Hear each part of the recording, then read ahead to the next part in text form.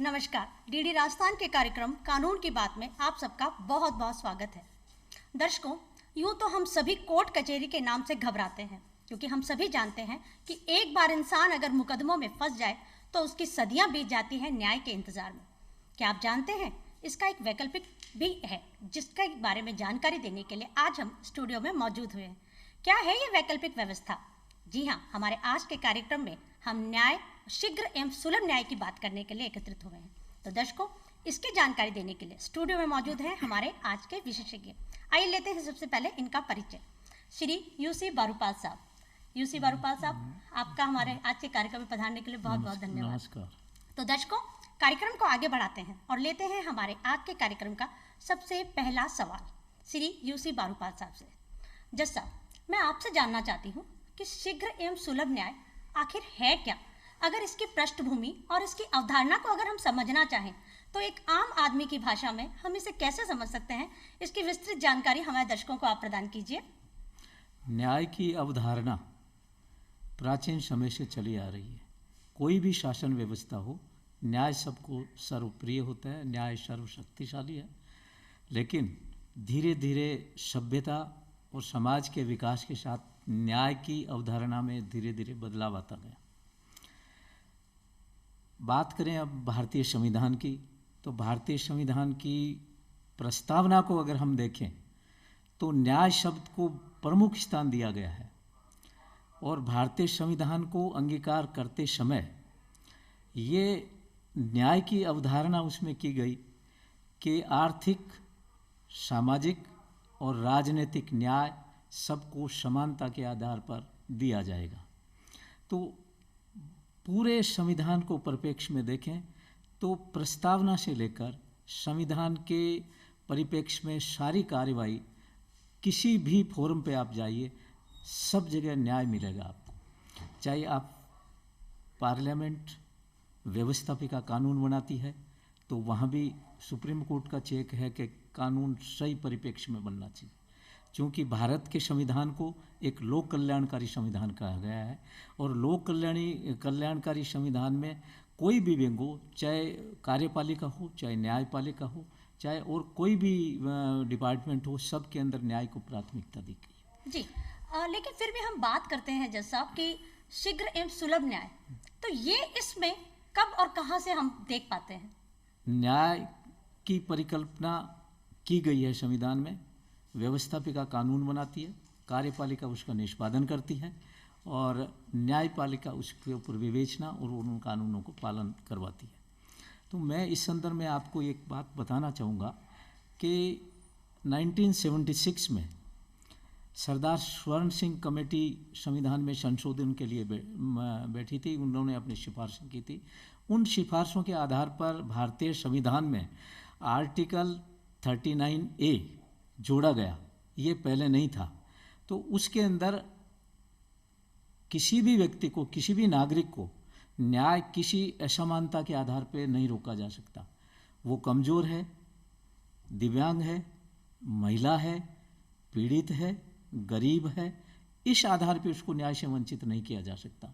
तो ये जो आर्टिकल 39A जो सम्मिलित किया गया संविधान में, इसका मुख्य एम ये है कि भारत के किसी भी नागरिक को सस्ता, सुलभ और शीघ्र न्याय मिलने की कल्पना की गई। जी, जैसा मैं आपसे एक चीज़ जानना चाहती हूँ कि आप आर्टिकल की बात कर रहे हैं, लेकिन अगर हम एक आम आदमी की भाषा में अगर इसको समझे तो वो आर्टिकल नहीं समझ सकता। तो हम इसे कैसे बहुत आसान चीज़ों में समझ सकते हैं? आम पब्लिक को इस तरह समझा सकते हैं कि हम किसी न किसी कानून में, किसी परंपरा में, किसी अभिशय में हम बंधे हुए हैं। जैसे पहले अब आज फॉरेस्ट एक्ट बना हुआ है। पहले कहते थे भाई ये देवी जी का उरण है, इसमें पेड़ नहीं काटना। तो हम आज उनको ये कहेंगे भाई शीघ्र न्याय के लिए हमारा एक कानून की किताब है, उसके अंदर आप जाइए, उसके अंदर मिलेगा। जी जी।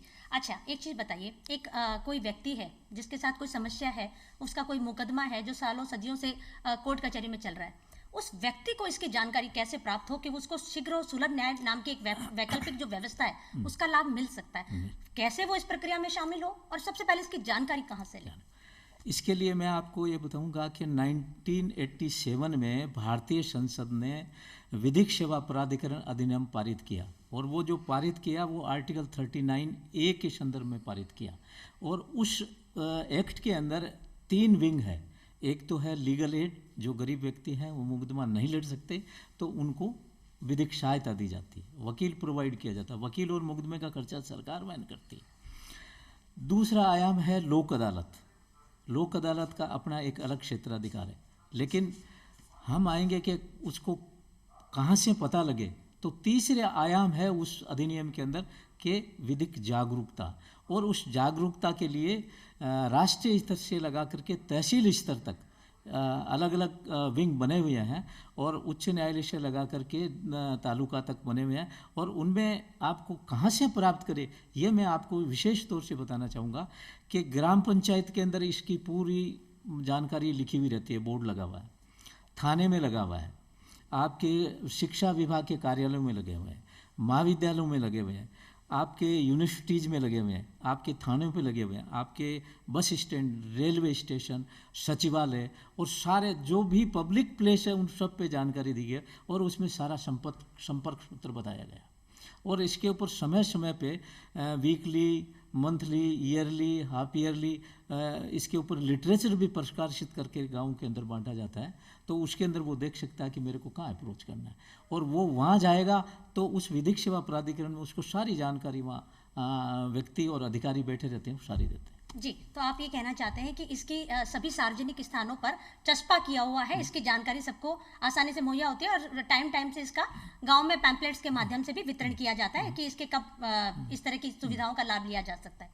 तो जज साहब, एक आपके अंग्रेजी में एक कहावत है, मैं अंग्रेजी में तो उसे नहीं कहना चाहूँगी, आपकी न्याय व्यवस्था की जो कहावत है उसे हिंदी में ही कहना चाहूँगी कि अगर विलंब होता है न्याय में तो वो न्याय के साथ ही अन्याय है। इस पंक्ति से हम कैसे किसी को बचा सकते हैं, क्या तरीका है इससे बचाने का? इसका प्रोवर्ब इंग्लिश का है कि जस्टिस डिलेड जस्टिस डिनाइड, विलंबित न्याय न्याय नहीं है। तो इसके लिए ऐसा है कि भारतीय संविधान में न्यायपालिका की व्यवस्था की गई, और न्यायपालिका का अर्थ आम लोग कोर्ट्स कचहरी से ही लेते हैं, लेकिन ऐसे इसके अंदर वैकल्पिक प्रावधान दिए गए हैं बहुत सारे, और उनसे आप शीघ्र न्याय प्राप्त कर सकते हैं। लेकिन आपने सवाल पूछा जस्टिस डिलेड जस्टिस डिनाइड, तो इसके लिए क्या है कि एक कोर्ट के अंदर एक मुकदमा दायर होता है, और सिविल मुकदमों के लिए तो यह कहावत प्रचलित है, आम गाँव के अंदर गलियों में मोहल्लों में मिलेगी कि दादा मुकदमा करता है, पोता उसका फल लेता है। मतलब दादा के जीवन में उस मुकदमे का फैसला नहीं हुआ, ये कैसे दूर हो, इसका मतलब ये है, मैं यही जानना चाह रही हूं ये कैसे दूर हो। तो इसके लिए कोर्ट मैनेजमेंट, अब होता क्या है, जैसे क्रिमिनल केस दर्ज हुआ, उस मुकदमे का इन्वेस्टिगेशन में सीबीआई ने 5 साल लगा लिए, 10 साल लगा लिए, और कोर्ट में गया, कोर्ट ने 1, 1.5 साल, 2 साल में मुकदमा, सारी डिले 10 साल की कोर्ट के मत्थे डाल दी। तो कोर्ट अकेला जिम्मेदार कभी नहीं है, पक्षकार भी जिम्मेदार है। पक्षकार क्या, सद्भावना पूर्वक न्याय प्राप्त करने के निर्णय आते हैं। एक पक्षकार आता है, वो कहते हैं ना मारवाड़ी में कि मूंछ की लड़ाई है, मूंछ की लड़ाई के लिए मुकदमे लड़ते हैं तो वो न्याय विलंबित होता है, जो असली मुकदमा है उसको समय नहीं मिल पाता। और इसके लिए तारीख बदलने की प्रोसीजर, आपको कोर्ट मैनेजमेंट, आपको वकील तारीख पे तारीख लेते हैं वो नहीं है, बहुत सारे फैक्टर्स हैं। अब इसके अंदर मैं आपको एक बताऊं कि एक कोर्ट के अंदर मुकदमे लगाया 100, एक फिजिकली आदमी सुन सकता है 25-30 मुकदमे सुनता है, 100 मुकदमे तो नहीं सुन सकता। जी जी जी। तो 100 में फिर बाकी रह गए, उनमें तारीख जाएगी, और तारीख जाएगी तो एक विलंब का कारण बन गया जी, विलंब का कारण बन गया। अब इसके अंदर प्रोसीजर चेंज करने पड़ेंगे, और प्रोसीजर के अंदर एक एडजॉर्नमेंट जो तारीख दी जाती है कि 3 से ज़्यादा नहीं दिया, 4 से ज़्यादा नहीं जाए, 5 से ज़्यादा नहीं दिया। अब यहाँ अगर आप अगर किसी मुकदमे में सिविल के में एक देखेंगे, क्योंकि मेरा तो बहुत प्रैक्टिकल अनुभव रहा है कि एक छोटी सी एप्लीकेशन में 3 साल तक तारीखें पड़ रही है, जबकि उस मुकदमे का 3 साल में फैसला हो जाना चाहिए। जी, तो आप ये कहना चाहते हैं जज साहब कि जो पक्षकार है उसको ही जाकर ये कहना पड़ेगा कि इसमें शीघ्र सुलभ न्याय दिलवाया जाए, तो एक समय सीमा बांध दी जाती है। नहीं, मैं ये इस बात से तो सहमत हूँ मैं, लेकिन पक्षकार को अपने मुकदमे के लिए विजिलेंट रहना पड़ेगा। आज वकालतनामा दिया और छोड़ दिया, 3 साल तक वो पक्षकार ही नहीं पूछता है, तो वकील क्यों पूछेगा? वकील क्यों पूछेगा? तो उसको अपने मुकदमे के लिए सतर्क रहना पड़ेगा। जी अच्छा, कोर्ट किसी की दिनांक अगर देता है, कोई तारीख देता है, एक समय सीमा बांधता है, ये अधिकतम कितनी हो सकती है? और अगर कोई एक्सटेंशन लेता है उस पे, तो वो नहीं, कितना ले ये सकता है? ऐसा तो नहीं है। कोई समय सीमा नहीं है एडजॉर्नमेंट्स पे। जैसे सिविल केसेज में ये है कि 3 महीने में जवाब दावा आना चाहिए, लेकिन अलग अलग एप्लीकेशंस लगती रहती है और 3 महीने में जवाब दावा नहीं आता, 90 दिन में नहीं आता, तो भी उसके अंदर आगे प्रक्रिया चलती रहती है। अब सिविल मुकदमा और कंज्यूमर का आप अलग अलग ले लीजिए। सिविल प्रक्रिया बहुत लंबी है, दावा आएगा, जवाब दावा आएगा, उसका काउंटर रिप्लाई आएगा, उस पर इश्यूज बनेगी, इस पक्ष की एविडेंस आएगी, उस पक्ष की एविडेंस आएगी, बीच में नंबर ऑफ एप्लीकेशंस लगेगी, साहब इश्यू ठीक नहीं बना, ये नहीं हुआ, तो 10 साल तक वो चल जाएगा। तो उस चीज़ को रेस्ट्रिक्ट करना चाहिए कि जो जजमेंट को इफ़ेक्ट करती है लास्ट में, उस चीज़ को जजमेंट के टाइम पे ही लेनी चाहिए, बीच बीच में नहीं लेनी चाहिए। जी, एक आम धारणा है जज साहब कि बारूपाल जी, कि बहुत खर्चीली, लंबा समय तो लगता ही है, एक खर्चा भी बहुत हो जाता है। इन चीज़ों से कैसे आम आदमी बच सकता है? ये बात सही है, और मैं ये कहता हूँ कि न्याय बहुत खर्चीला है, लेकिन इसके लिए एक अधिनियम बना है, विधिक सेवा प्राधिकरण 1987। उसके अंदर जो व्यक्ति गरीब है, खर्चा सहन नहीं कर सकते, उनके लिए पिनल लॉयर्स है, वकीलों की लिस्ट है। जो भी अपनी एप्लीकेशन लगाएगा उसको वकील प्रोवाइड किया जाएगा, वो वकील उनका केस लड़ेगा और वकील का और मुकदमे का खर्चा सरकार वहन करेगी। इसलिए जहाँ तक खर्चे की बात है ना, तो उसके लिए तो एक समानांतर और एक वैकल्पिक व्यवस्था की गई है। प्रत्येक लिटिगेंट, जैसे कोई गरीब लिटिगेंट है, एससी का है, एसटी का है, विडो है, सीनियर सिटीजन्स है, वैसे ऑर्फन्स है, आपके ये है, इन सब के लिए एक व्यवस्था की गई है पूरी चीज़। लेकिन अब बात आती है कि बहुत महंगा है। ये बात सही है कि सुप्रीम कोर्ट और हाई कोर्ट्स के अंदर हर एक के अप्रोच की बात नहीं है कि वो मुकदमा लड़ सकते, वहाँ की फीस ही बहुत ज़्यादा है। हाँ, नहीं लड़ सकते, लेकिन पब्लिक इंटरेस्ट लिटिगेशन उसका एक मत है। जी जी। पब्लिक इंटरेस्ट लिटिगेशन में जैसे सपोज कीजिए इस रोड का कोई एनक्रोचमेंट कर लिया, तो वो पब्लिक इंटरेस्ट लिटिगेशन के अंदर आपको एक लगा सकता है, और पब्लिक इंटरेस्ट लिटिगेशन में एक समान रूप से सबके लिए फैसला आ सकता है जी, तो ला सकता है। जज साहब, आपने बीच में एक शब्द कहा वैकल्पिक व्यवस्था, तो मैं आपसे जानना चाहती हूँ कि वैकल्पिक व्यवस्था हमारे शीघ्र एवं सुलभ न्याय व्यवस्था में क्या चीज़ है, और इस वैकल्पिक व्यवस्था में कौन कौन से मुकदमे दायर किए जा सकते हैं? ये सही बात है कि संविधान के अंदर तीसरा स्तंभ है जो न्यायपालिका, लेकिन न्यायपालिका के संबंध कोर्टों से है। लेकिन धीरे धीरे जैसे जैसे मुकदमे बढ़ते गए और ये न्यायालय और सरकारों की ये मंशा हुई कि लोगों को जल्दी न्याय मिलना चाहिए, तो उसके ऊपर सबसे पहले कंज्यूमर एक्ट लाया गया। तो सिविल मुकदमा 10 साल में डिसाइड होता है, कंज्यूमर में 6 महीने, साल भर में 1.5 साल में मुकदमा डिसाइड हो। कंज्यूमर में कोई उसको कोर्ट फीस नहीं देनी पड़ती, 1 रुपये के टिकट के ऊपर पूरा मुकदमा लड़ लेते हैं, एविडेंस पेश नहीं करनी पड़ती, उसके ऊपर शपथ पत्र और जो भी डॉक्यूमेंट आपके वो पेश करेगा, दूसरे का शपथ पत्र डॉक्यूमेंट आएगा, उसके आधार पर फैसला हो जाए। जी, तो कंज्यूमर कोर्ट भी शीघ्र सुलभ न्याय व्यवस्था का हिस्सा है? बिल्कुल हिस्सा है। तो ऐसे कौन कौन से और ऐसे जो बनाए गए सेक्शन वो कौन कौन से हैं? और लोक अदालत है आपका जी, और परमानेंट लोक अदालत है, प्री लिटिगेशन है आपका, आर्बिट्रेशन है, मीडिएशन सेंटर है, एडीआर सिस्टम है, ये सारे सिस्टम उसके अलग है। न्याय व्यवस्था है, लेकिन ये न्याय व्यवस्था का ही एक अल्टरनेट है कि इनके अंदर जल्दी, जैसे 2 पक्षकारों के अंदर जैसे कॉन्ट्रैक्ट का झगड़ा हुआ, एक संविदा का हुआ, तो आर्बिट्रेटर तय कर देगा, उसको कोर्ट तक जाने की जरूरत नहीं है। मीडिएशन होता है, जैसे मुकदमे कोर्ट के अंदर फाइल कर दिया आपने, तो कोर्ट रेफर कर देता है कि इनके अंदर दोनों मैट्रिमोनियल केसेज है, दहेज के मुकदमे आते हैं, मैट्रिमोनियल है, आपके छोटे छोटे मुकदमे आते हैं, तो कोर्ट कहते हैं भैया मीडिएशन में भेज दो। तो वहाँ रिटायर्ड जजेज भी बैठते हैं, कुछ एक्सपर्ट्स भी बैठते हैं, कुछ सोशल वर्कर्स भी बैठते हैं, वो उनको आपस में बैठ के समझा के उसका फैसला कर देते हैं, वो अंतिम फैसला होता है। तो कोर्ट में जाने के बजाय वो फैसला उसका वहीं हो जाता है, और जो कोर्ट फीस लगी है वो कोर्ट फीस भी वापस लौटाई जाती है। जी जी जी। तो हमारे अगर इसको समझें हम कि भारतीय न्याय व्यवस्था में कौन कौन से वैकल्पिक प्रावधान है इस शीघ्र एवं सुलभ न्याय व्यवस्था को प्राप्त करने सबसे के? पहला तो लोक अदालत का है। जी तो लोक अदालत के अंदर दो तरह से मुकदमे जाते हैं। एक तो मुकदमे वो है कि कोर्टों में जो पेंडिंग है वो उसके अंदर रेफ़र किया जाते हैं और वो वहाँ समझौता हो जाता है, तो वो उस केस का फैसला वहीं हो जाता है, उसके आगे अपील भी नहीं होती है और फ़ी पेड की है तो फ़ी वापस होती है। दूसरा आपका आता है परमानेंट लोक अदालत, परमानेंट लोक अदालत फॉर यूटिलिटी सर्विसेज। तो उसके अंदर क्या है कि आप यूँ कहें कि जैसे रिट के जो मैटर्स होते हैं ना, उस टाइप के मैटर्स उसमें आते हैं, तो उनको न तो हाई कोर्ट जाना पड़ेगा न सुप्रीम कोर्ट जाना पड़ेगा, और उसमें कोर्ट फीस भी नहीं लगती और वकील भी करने की जरूरत नहीं, आप खुद ही लड़ सकते हो उसके अंदर अपना नहीं, मुकदमा। खुद कैसे लड़ सकते हैं जिसको कोई कानूनी जानकारी ही नहीं है? नहीं, वो कैसे कोर्ट वो तो कचहरी में अपनी खड़ा होगा? बात कहेगा जा करके, कानून कोर्ट देखेगी, परमानेंट लोक अदालत ढूंढ के निकालेगी, वकील को बुला लेगी, भाई इसकी सहायता करो आप। एक आम इंसान को अपनी हाँ, बात कहनी है हाँ, सिर्फ। बात कहनी है जा करके। जी जी और तीसरा आपका सिस्टम है, आपका आजकल छोटे मुकदमों के लिए ग्राम न्यायालय बने। ये क्या है, इसकी अवधारणा बताएं हमारे ग्राम दर्शकों न्यायालय में जैसे लोगों में गाली गलौच हो गया, थप्पड़ मुक्की हो गई, और वो मुकदमे कोर्ट के अंदर 2 साल 4 साल चले रहे, वहीं ग्राम न्यायालय वो गांव के अंदर कैंप करता है जाके, और उनको बिठा के समझा करके फैसला कर देता है। को। कौन जाता है गांव में? मजिस्ट्रेट जाता है, ग्राम न्यायालय का न्यायाधीश होता है, उनको मोबाइल वैन भी दी गई है, वो गांव गांव ग्राम पंचायत स्तर पे जा करके उन मुकदमों का फैसला करते मतलब न्याय आपके द्वार हो गया एक हाँ, तरह से, हाँ, मतलब अब तो yes. घर घर जाके न्याय हाँ, करने वाली बात हो सही गई।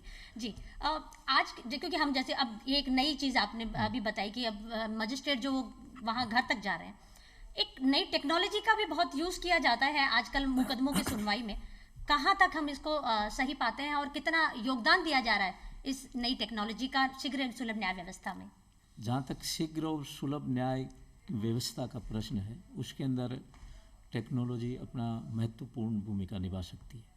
कहते हैं कि समय के साथ परिवर्तन होना चाहिए, समय के साथ नहीं चलेगा तो वो आगे नहीं बढ़ सकता और न्याय की परिकल्पना अधूरी रह जाएगी। टेक्नोलॉजी का आज अगर आप देखें कि टेक्नोलॉजी कोर्टों के अंदर सबसे ज़्यादा आई कोविड आने के बाद में। कंप्यूटराइजेशन तो बहुत पहले से आ गया था, हम थे जब से आ गया था कंप्यूटराइजेशन, लेकिन इस पीरियड के अंदर कोविड के दो साल के पीरियड में करीब 18,000 न्यायालयों का कंप्यूटरीकरण किया गया।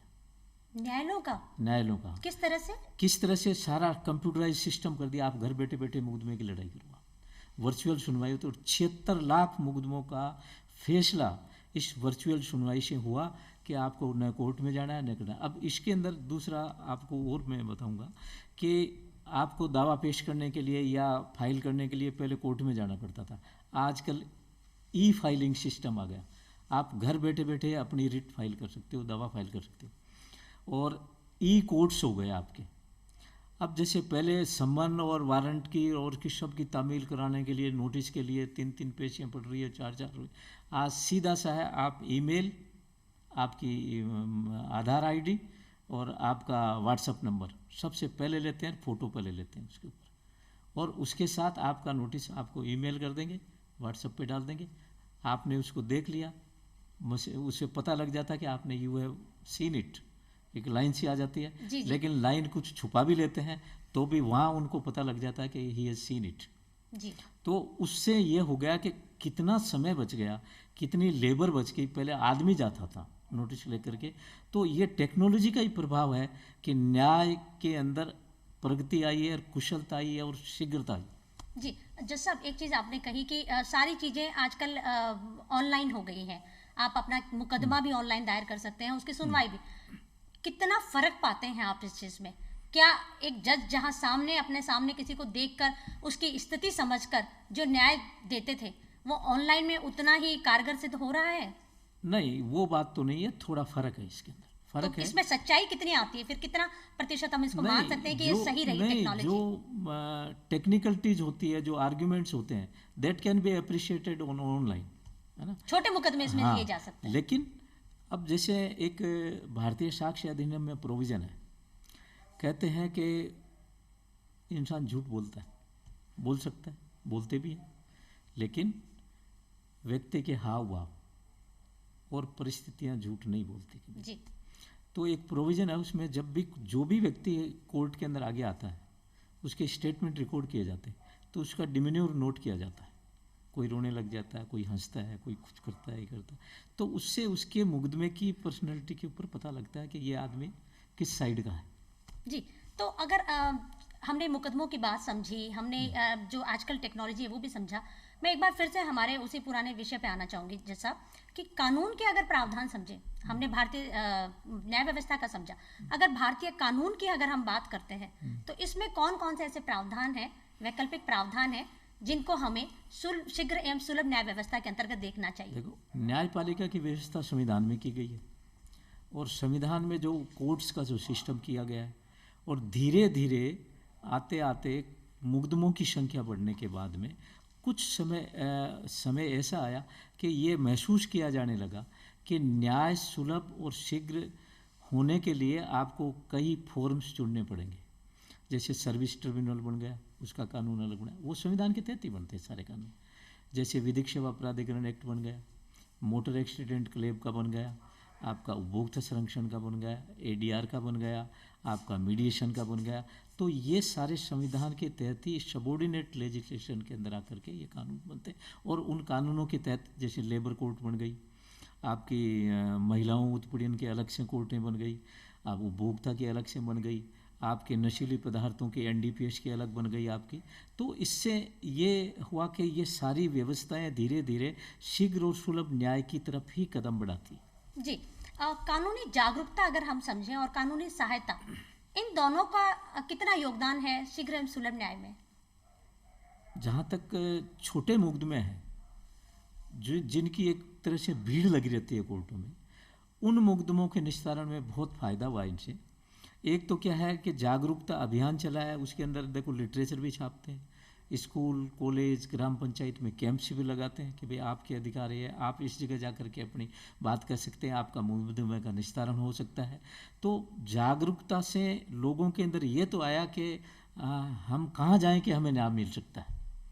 अब रही बात आपकी शीघ्रता की और गरीबी की, दो तो गरीबी के लिए मैंने आपको पहले भी बताया कि इसके लिए एक सिस्टम डेवलप कर रखा पूरा, इसके लिए बजट अलॉट होता है अलग, गरीब मुकदमों के लड़ने के लिए अलग पैसा देती है सरकार, वकील देती है आपको सब। लेकिन कुल मिलाकर के आकर के ये आता है कि जितने एक हायरार्की में जितने इंडिया के अंदर आज पेंडेंसी है, उसका 2-3 मुख्य कारण मैं बताऊं कि क्यों नहीं हो पाता ये। अपने यहाँ जज के अनुपात में जनसंख्या के अनुपात में कोर्ट नहीं है। एक जैसे 10,000 या 20,000 या 50,000 पॉपुलेशन पे एक कोर्ट होना चाहिए, या एक छोटा सा मजिस्ट्रेट लाखों आदमियों पे। और जागरूकता के तहत मुकदमे दर्ज हो रहे हैं, वो एक दिन में 5 केस के फैसले करेगा, उस दिन नए 10 मुकदमे आ गए, तो आप ये देखें कि पेंडेंसी बढ़ती जाएगी। इसके लिए क्या सिस्टम करना है, जज अनुपात जनसंख्या, अगर इस रेशो को फॉलो करेंगे तो आपको आगे जाकर के फ़ायदा हो सकता है।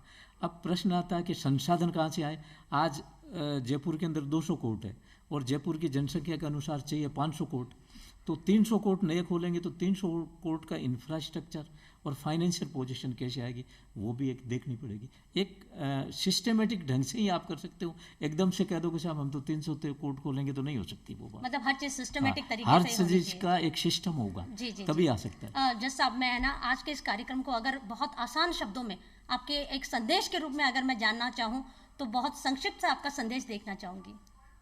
जहाँ तक न्याय की अवधारणा का प्रश्न है, वो मनुष्य जीवन के लिए महत्वपूर्ण है।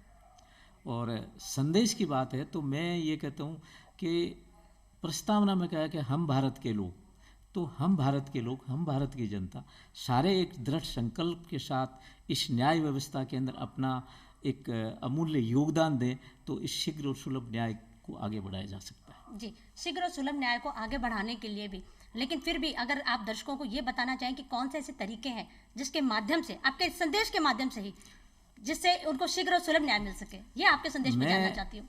आप सबको ये निवेदन करना चाहूँगा कि शीघ्र और सुलभ न्याय के लिए पहली बात तो है कि आप मुकदमे ईमानदारी से लड़ें, झूठ को बिल्कुल साथ देने लाए, और झूठे मुकदमों के कारण ज़्यादा विलंब होता है।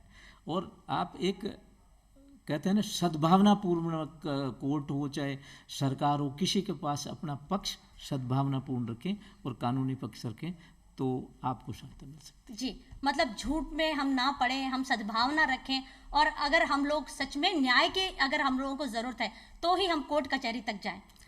जैसा आप आज के इस कार्यक्रम में पधारने के लिए और इतने महत्वपूर्ण विषय पर इतनी महत्वपूर्ण जानकारी देने के लिए आपका बहुत बहुत धन्यवाद। है। तो दर्शकों, उम्मीद करती हूँ हमारे आज के कार्यक्रम में दी गई तमाम जानकारी आपके लिए लाभकारी सिद्ध हो। अगले हफ्ते फिर होगी मुलाकात। कार्यक्रम रहेगा यही कानून की बात। तब तक के लिए नमस्कार।